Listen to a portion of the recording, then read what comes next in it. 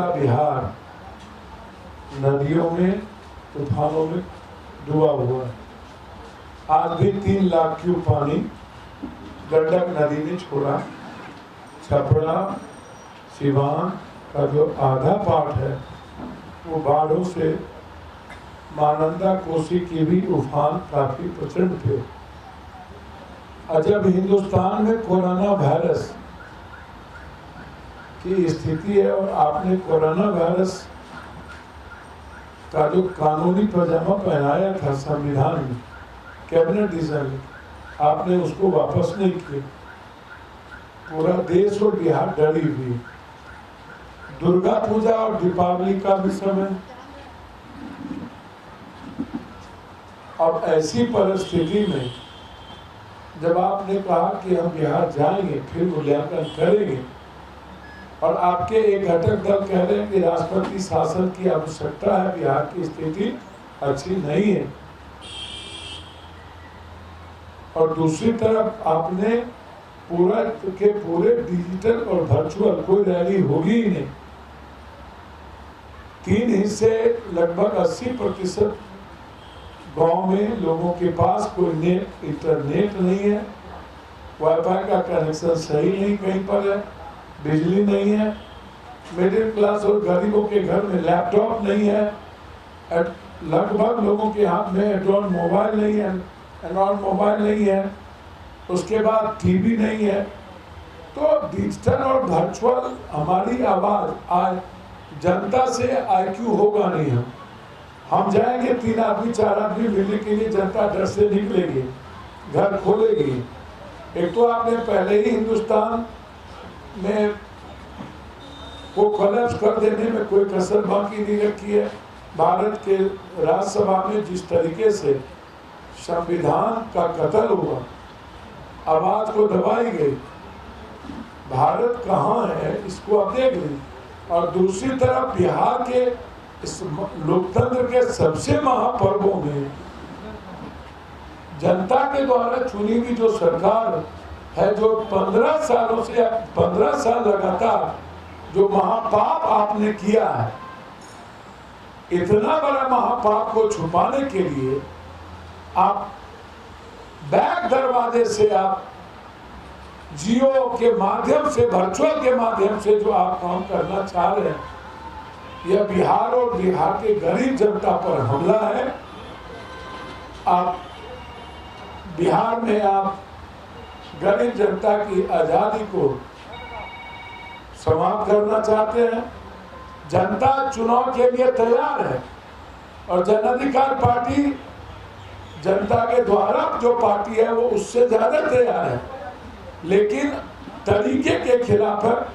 सोमवार को हम PIL फाइल करेंगे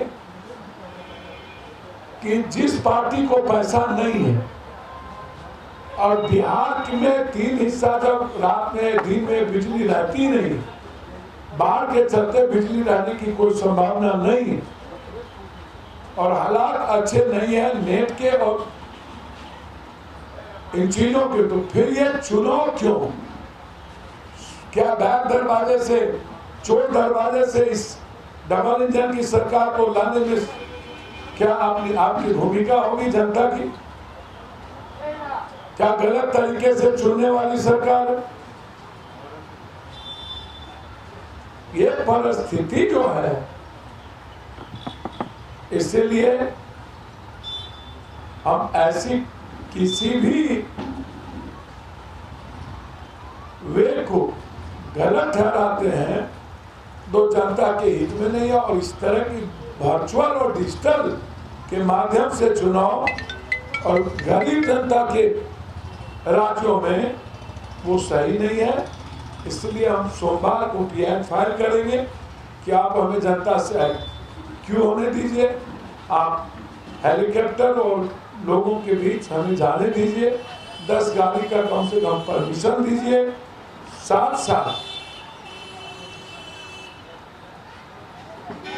नॉमिनेशन के भी तरीके को चेंज करें।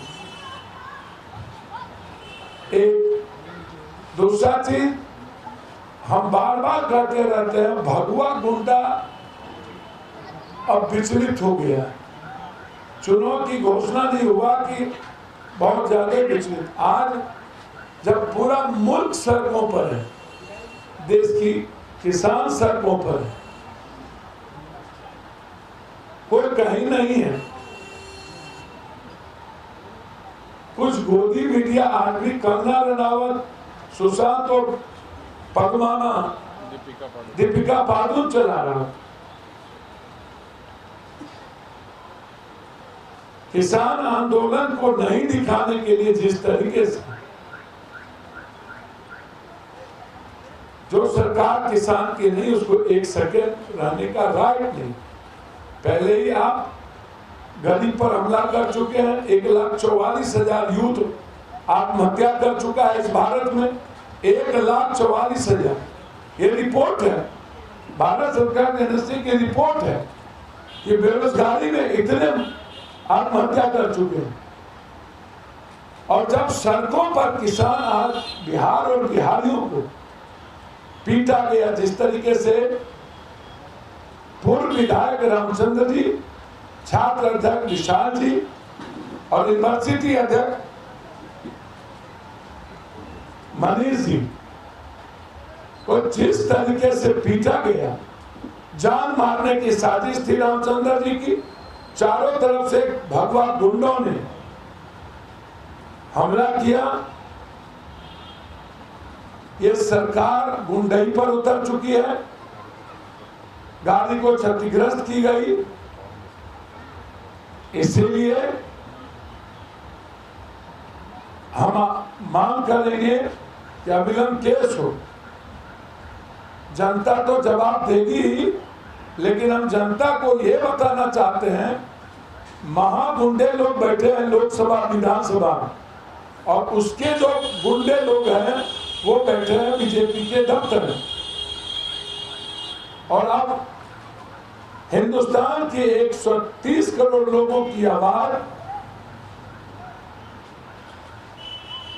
और किसानों की आवाज को दबाने के लिए जिस तरह जगदेव बाबू को मार दिया था पीटते पीटते, उसी तरह लोकतंत्र की लड़ाई लड़ने वाली जन अधिकार पार्टी पर हमला किया गया।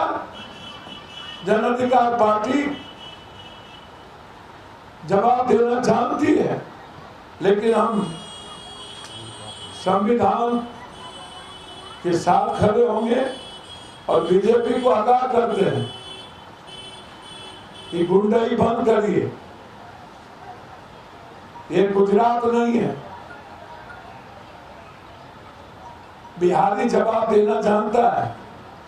गुजराती के भरोसे जिंदा और रहने वाला बीजेपी आपकी कितनी हैसियत और औकात है पता है। इसलिए मुख्यमंत्री जी आप एफआईआर लॉन्च करिए, अन्यथा कोर्ट में हम लोग एफआईआर के लिए आगे बढ़े। लेकिन बीजेपी दफ्तर अब जहां विधायक जी को मारा गया, देखिए सड़कों पर कहां विधायक जी बैठे हुए, विधायक जी बैठे हुए कहां हैं। और यदि हमारा कोई एक वर्कर बीजेपी के गेट के बाहर गया तो पुलिस ना हमारे वर्कर को अरेस्ट करेगी, ये भगवा गुंडा मारेगी, लाठी छोटा भाला फरसा निकाल करके। बीजेपी के दफ्तर में गुंडा बैठाते हैं आप, लाठी भाला लेके। विधायक जी कहां बैठे हुए हैं और घेर करके जिस तरीके से हमारा हेडी जोड़ी है, पूरी दुनिया ने देखी है। अंतिम किल साबित होगा इसके लिए। आज चुनाव आयोग ने घोषणा किया और आज ही अंतिम किल साबित होगा। हम लोग एक मिनट भी आप कहीं नहीं रुके। संबोधित हिंदुस्तान में आवाज दी, बिहार जगा हुआ है। हिटलर का शासन को खत्म करेंगे, जनता आ रही है। गए और घूम करके फिर हम लोग आ रहे थे और हमला कर दिया। लेकिन आपके कार्यकर्ता सबसे पहले गेट पर जाके हंगामा करते हैं। एक आदमी हंगामा होता है, ताला लगा हंगामा होता है। दर्जनों कार्यकर्ता वहां पे थे। तस्वीर भैया मेरे सब तस्वीर है, सब तस्वीर है। कार्यकर्ता यदि वहां पर आप आज वर्चुअल, आज पूरा देश सड़क पर है, तो जो किसान का विरोधी है, उसके आगे में हमको बैठने का डेमोक्रेटिक राइट है ना, तो आप पुलिस ने अरेस्ट करेगी कि गुंडाई करिएगा, आप लाठी भाला से वार करिएगा? मेरा ये सवाल है। यदि गलतियां कुछ हुई होगी तो पुलिस उस पर कार्रवाई करती। मानते हैं कि आपके कार्यकर्ताओं की भी गलती है? भैया क्यों माने? किसी भी डेमोक्रेसी अधिकार है कि हम किसी के घर पे नहीं, किसी के दफ्तर के आगे मंत्री को रोका जा सकता है, मुख्यमंत्री को रोका जा सकता है, वो जनता का चुना हुआ है। किसी के परिवार पर हम इसके सख्त खिलाफ होंगे। जनता के द्वारा चुनी हुई जनप्रतिनिधि को लोकतंत्र में सामना करना पड़ेगा, और उसके लिए उसका बॉडीगार्ड गोली चला है और भगवा गुंडा लाठी चला है और जान से मारने की साजिश।